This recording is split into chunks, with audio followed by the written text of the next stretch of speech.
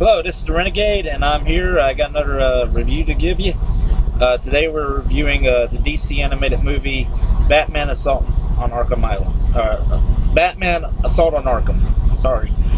Anyway, so what I think about the movie. I think it's a great action film, but not a lot of story, to be honest with you. I also have been happier if they just called it what it really is. It's the Suicide Squad. Batman is in it, he does work for it, but really and truly this is a movie for the Suicide Squad. We follow Deadshot. He's pretty much the main character in the movie. Harley Quinn has quite a big character focus in this film as well. Let's see. Now, I'm a fan of the DC animated movies in general, and I own most of them. I do plan on doing reviews of them, and I'm just going to be flat out honest. The last two that they put out, I honestly didn't like. I thought they were just either okay or just really bad, especially with the tone they were trying to carry. One thing I really like about this one is that while it doesn't really have that great of a story, it picks a tone and it stays the whole way through. The tone is very adult, and that's exactly what it goes for, and it goes all out for it. I mean, we see almost we hear a lot of cursing in this movie. We see almost nudity in this movie, which is really shocking. When I was watching, I was like, whoa. We see a lot of blood in this movie. In fact, one of the characters literally rises up out of a whole pool of it. Dead bodies. It's really a violent. There's a lot of violence in this film, which isn't very surprising because of the they're rated PG-13. But the thing about it is the last few films that they put out, it was like they were trying to push the violence, and the story didn't really match it, or the film really didn't match it. They throw in silly things here and there, and silly's fine. Silly is fine. If you're going to do something, you can add some silly bits to it, but it still has to maintain that certain tone to it.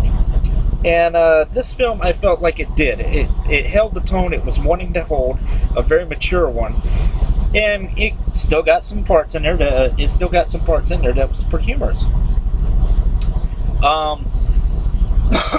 Now, I'm not a big reader of the comics anymore. Most of the time if I read anything, it's usually the graphic novels. I just don't have the time these days. I really don't. It's not that I'm not a fan of comic books, it's just I don't have the time. So, in all honesty, without knowing many of these characters, I do know who Harley Quinn is. I do know who Deadshot is. I do know who Captain Boomerang is.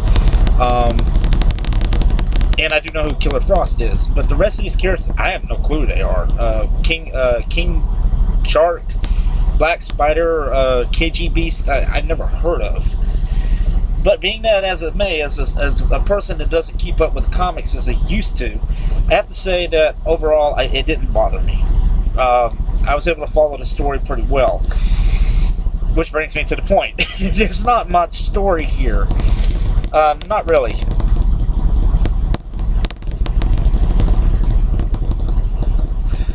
So what is the story exactly? Well, the story is basically this. The Riddler has gotten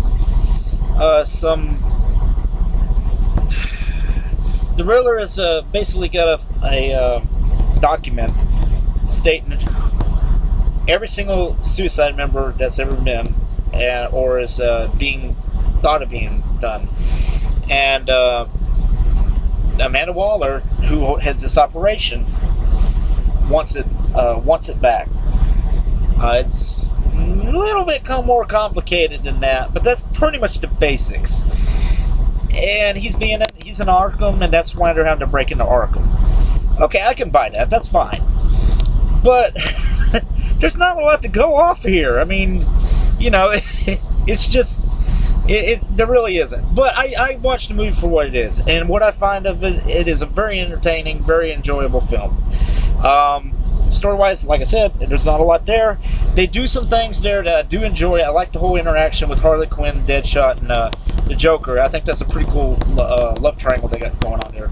It really does show more of Harley's playful nature, plus just how actually mean, or well, not mean, how bad of a of a person she can be, because she really does fuck around with these two. The Joker, I think, is excellently played by Troy Baker. I think it's Troy Baker who's played him. Kevin Conroy is always a pleasure to see whenever he comes back as Batman.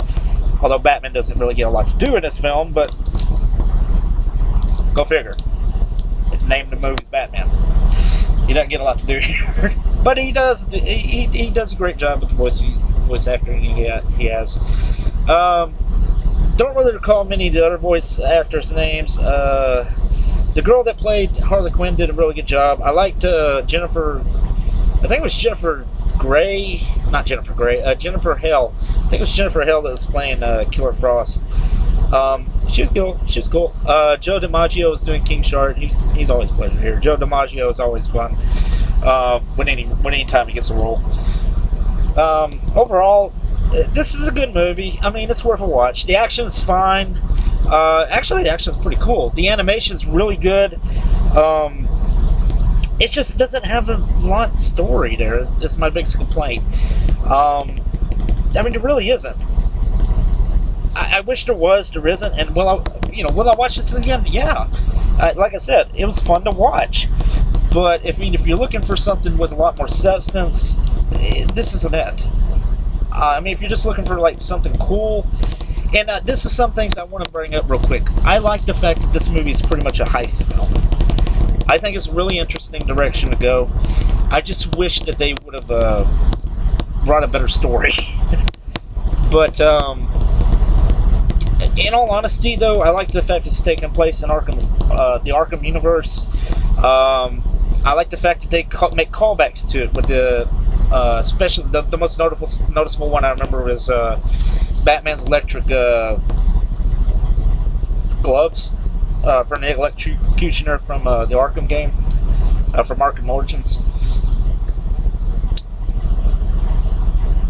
And overall, it's got quite a few nice callbacks. I also saw a few I also saw a couple of things that I don't know if anybody else got.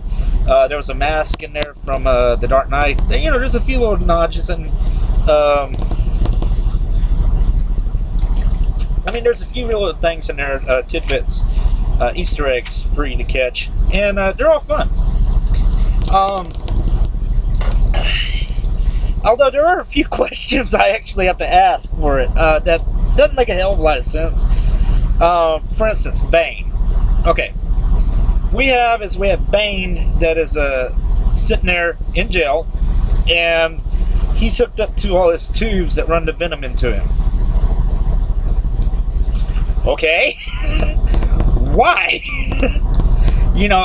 If all you gotta do is hit pretty much this button and it releases all the gates and everything, it also runs the tubes and the venom into the tubes. Why in the hell is Bane sitting there with tubes in him that's ready to go with venom? Just little small things like that. You're just kind of thinking about. But it's fun. It was really funny. I mean, I was sitting there. I was like, why is it working like that? It doesn't make any sense. Why would you do that? But Poison Ivy. Why is she in the greenhouse? You could make an argument that she'd already escaped and got to the greenhouse. But just a few things here and there. This didn't really make a lot of sense. But overall, I did enjoy this movie. I think it's for the action, for the event, for the action, for the tell that it does tell the heist feeling of it. It's just really good in that aspect. Is it their best work? No, by no means. But I do think this is probably the most fun of the last three movies I've seen. Flashpoint was a lot of fun. War, I found actually boring. And Son of the Batman, I didn't really care for at all. But this one was a lot of fun. It had a lot of energy to it. It really did flow real nicely, what they did. Like I said, it has a few things there that doesn't make quite a bit of sense. But you know, I don't know. I mean, I still think that the best one they did so far, with the exception of Batman Mask of the Phantasm, which, by the way, if you haven't seen, is fucking excellent.